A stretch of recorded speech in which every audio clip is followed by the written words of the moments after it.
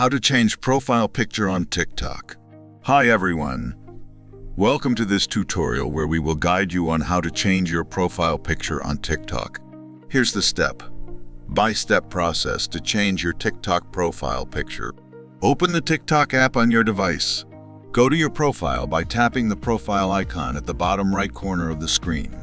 Tap Edit Profile located near the top of your profile page.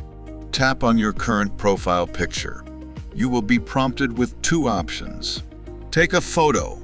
This option allows you to use your device's camera to take a new picture. Select from Gallery. This option allows you to choose an existing photo from your device's gallery. After selecting or taking a new photo, you can adjust and crop it as needed. Tap Save to set the new picture as your profile photo. Your profile picture should now be updated. Thanks for watching. If you enjoyed this video, please give it a thumbs up. Subscribe for more content and hit the bell icon to get notified whenever I upload. See you in the next one.